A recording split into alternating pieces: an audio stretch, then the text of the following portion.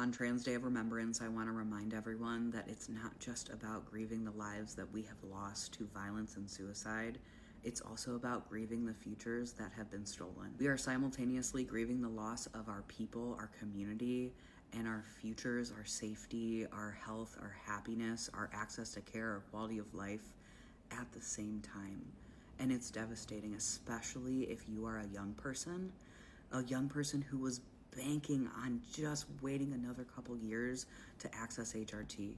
A young person who's had to uproot their entire life because they're already on HRT, and the only way they can continue it is if they move and their entire family moves. With all of the attacks and bans on gender affirming care and clinics and providers who provide gender affirming care, they're basically looking at young people and saying, hey, that future that you planned, that one that you've been holding out hope for, and that's what's been getting you through this whole time, yeah, you can throw that away.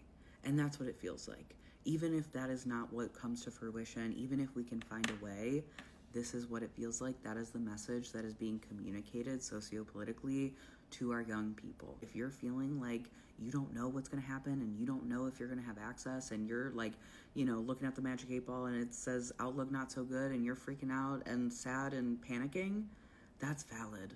That's valid.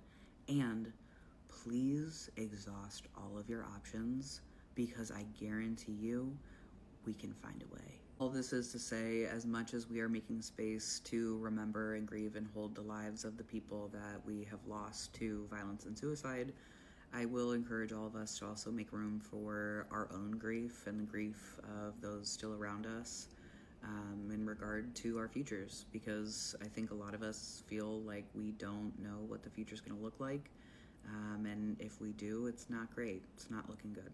And whether or not that does happen, I don't know. I don't want to ever come off as like, ooh, we only have bad things to look forward to.